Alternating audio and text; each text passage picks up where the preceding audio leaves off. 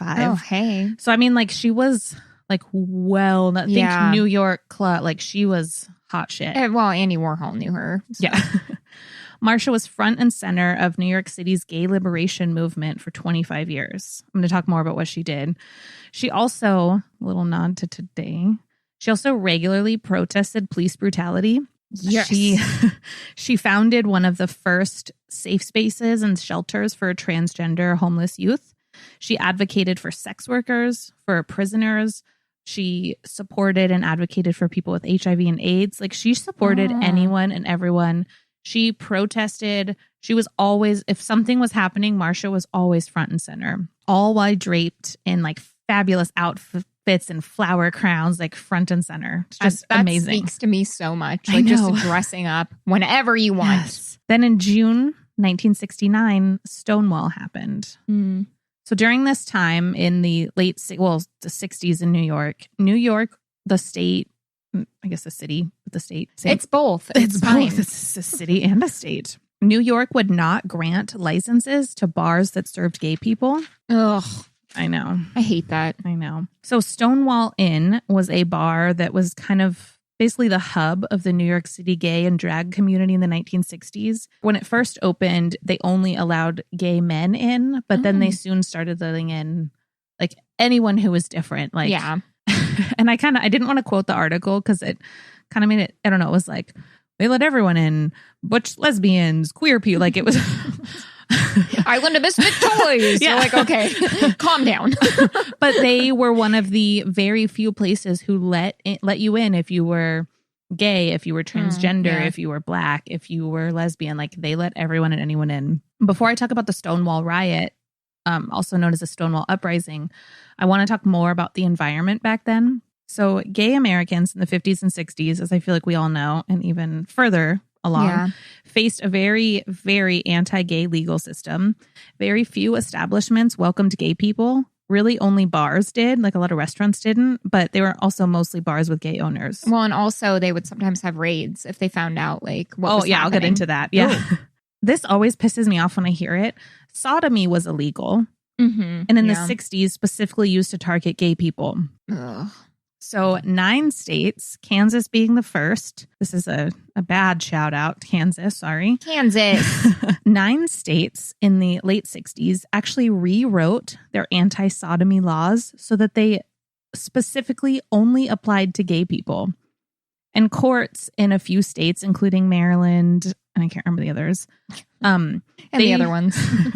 All the shitty states. Florida was one of them, of course. Their courts decided that sodomy laws, quote, could not be applied to private heterosexual conduct. Excuse me? So they literally, a handful of our states just, but even sodomy laws that don't specifically call out gay people are still against, like, they're still... Yeah. Stupid. Oh, I hate that. I know. So sodomy laws were mainly used against gay people in 3 ways, but I know a ton of others. But the problem with the sodomy laws and the way they were used against is, like, for one, they prevented gay couples from adopting children. Because if 2 men came in and wanted to adopt a baby, they would just be like, oh, you're gay. Clearly, you're sodomizing each other and breaking the law. We can't give you a child. That seems very, very assumptive. Also, to justify firing gay people or denying them jobs.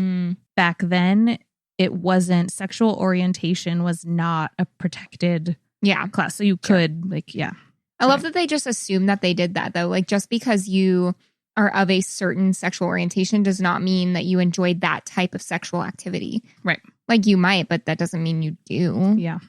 And then, as we all know, to simply just deny gay people equal treatment and rights. So much more, but I feel like it's just starting to, like, it's, I don't know. Yeah, that's kind of a hard time sentencing right now. It's okay. It's because you're like, well, back in the 60s and 70s, you're like, this sounds kind of like today, though. Yeah. Yeah, in ways. Yeah. Okay, so let's talk about the riots. So Stonewall Inn, like I said, was one of the few establishments that allowed in gay people, drag queens, like... Oh, and fun fact, because you know I love mafia stories. I thought you were going to say because you know I love fun facts. No, because this is about me. Okay, but I love mafia stories. Stonewall Inn was owned by the mafia. Wow, really cool, Caitlin. I am obsessed with the mafia. I know, some people love them. Stonewall Inn catered to the crowd that no place would let in. Police raids on gay bars were extremely sadly routine. Police just fucking busted in anywhere if they heard gay people were there.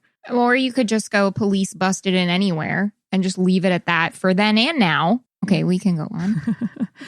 But in June 1968, when police raided Stonewall, so this inn, like literally just because they knew gay people were there, arresting over a dozen patrons and like dragging them, like it was this very public thing. They didn't, this wasn't a quiet raid. They ran in, went psycho, dragged people onto the streets, like very publicly handcuffed them, put them in like one cop car after another, like out on the streets. The LGBTQ community had fucking enough. Yes. They were done being targeted by police. So after this protests happened pretty quickly after the Stonewall raid, which is why they're called like the Stonewall Uprising. Like it all started there. Protests and riots followed over the next 6 days. Marsha was on the front lines. She later said, quote, "We were throwing over cars. We were screaming in the middle of the street because we were so upset. We were just saying no more police brutality. And we had enough of police harassment in the villages and other places." It has been said, like a lot of places you'll read, and they talk about this in documentary, a lot of like Marsha's known for, quote, like throwing the brick heard around the world, like for throwing the first brick. Marsha says that that's not how she remembered it. She says she was actually uptown when people started protesting. And by the time she got there, riots had started. Either way, she was like front and center. At one point during the riots, Marsha climbed a lamppost and threw a heavy object, likely a brick, on a police car, smashing the window, which I love. Sorry. Not sorry, though. Come on. Sometimes it takes that. Yeah. Also, regardless of whether or not she threw the first brick, like when you become a legend like that because of your participation in something over and over and you show up every time, like people begin to associate like that kind of success or that kind of triumphant stuff with you, the person that was there every single time for them. What's interesting, and I'll talk about this more at the end, but Marsha wasn't, like she was well known in the community.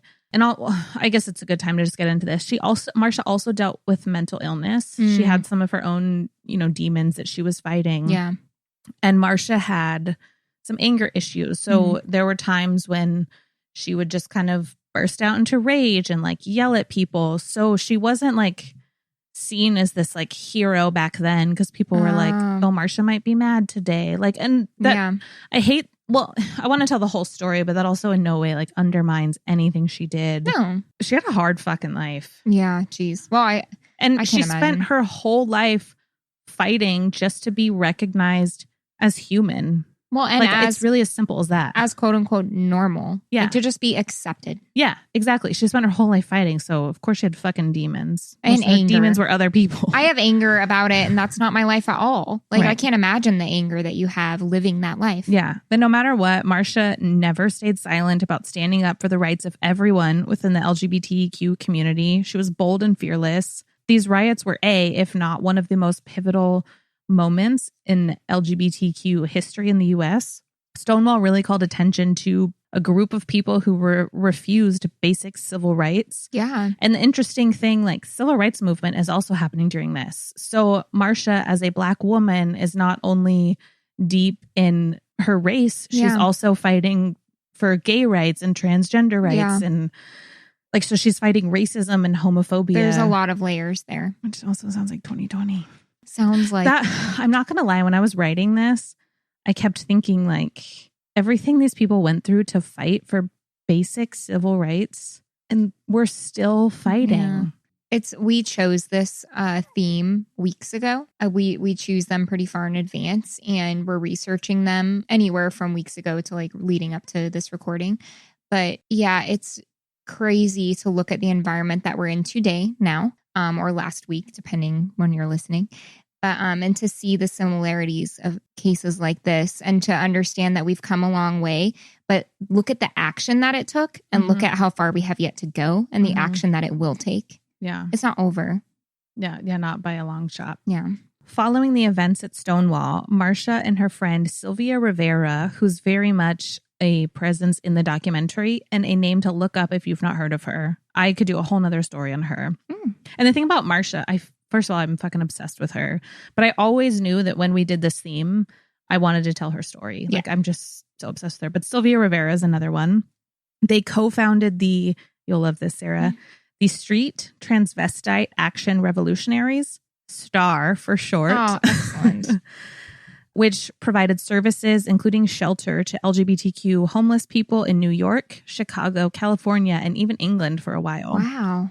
And I mean, they would do fucking anything. Like they had a tractor trailer, and that was their first shelter that they could offer to people. But they were like, we'll do like whatever resources they had, they used to help people. Well, it's whatever you have. Like if you can only offer that, fine. Like you're offering something. Yeah. Well, and Marsha spent most of her life homeless and dealing with mental illness. And one of the crazy things, Marsha and Sylvia both were like kept doing sex work to provide for these other homeless people. Like it's just, it's insane what they sacrificed and went through, and they would do anything for other people. Wow. It's amazing. Like Marsha continued to work in sex work and gave everything she had to other people. Oh, that melts my heart. And one thing I didn't know until learning about Marsha, it was actually the first year anniversary of Stonewall that became the first Pride Festival. Oh. So a year after Stonewall, when everyone got together and marched, that was like it was the Christopher Street Liberation Pride Rally in June of 1970, a year after Stonewall. In August of 1970, Marsha staged a sit-in protest at Weinstein Hall at NYU with other gay liberation movement members when she found out that NYU had actually canceled a school dance because it was sponsored by gay-owned organizations. It's like Marsha's work was never done. I love her so much. In 1973, both Marsha and Sylvia Rivera, this part made me sad. 1973, 3 years after Pride started, they were banned from participating in Pride by the Gay and Lesbian Committee, who was in charge of the event because, quote, drag queens were giving them a bad name. Oh. They didn't like how like flamboyant and showy Marsha and Sylvia were. So instead, when they were told, Marsha and Sylvia took to the streets dressed like they always did to the nines, and they started their parade just ahead, and they marched just ahead of the parade. They literally were like 10 feet, probably farther, but they were like, we'll fucking show you. And they just marched in front of them, which I love. That's the first brick thrown. They're like, you know what? We're going in the front and we're joining because this is our movement too. Yeah. They were like, what time are you starting? 2? We're starting at 1:55. They're like, that's so weird. We have something happening, just like weird minutes ahead of our 2-person parade starts at 1:55. Weird. It's the same route. That's so odd. But that also shows you, like, even in the community, there, were issues to be worked out. And I can get that, though, because of everything they had to go through to fight. Like, it's... Yeah, absolutely. Yeah.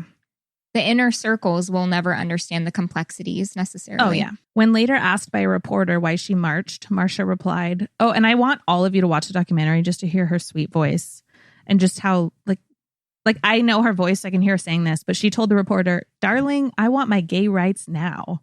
Yeah. I just love her. She deserves them now. And then. Around this time, Marsha was stopped by police for hustling, which I had a hard time figuring out what that meant. I mean, I know what hustling is, but she was hustling people, trying to get money. I don't fucking know. Whatever. I don't know. They probably just made it up. Yeah. And when they tried to arrest her, she hit them with her hand. She hit the cops with her handbag, which had 2 bricks in it. And then when she was this is like not related. She was just like a badass who didn't give a shit. When she was at court and the judge was like, why were you hustling? She was like, I'm trying to get money to pay for the funeral for my dead husband. And he was like knowing full right that gays couldn't get married. And she didn't have a husband. She was just saying that. Yeah. And she was like, so he was like, what happened to your alleged husband? And she was like, pigs ate him. Like she just made shit up. But like she really was fearless, or at least seemingly fearless. Yeah.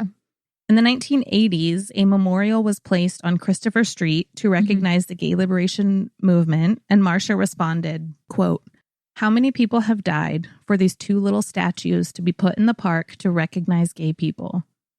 How many years does it take for people to see that we're all brothers and sisters and human beings in the human race? I mean, how many years does it take for people to see that we're all in this rat race together? Which is just chillingly powerful. Apparently hundreds and still going on. Overall, Marsha was arrested over 100 times.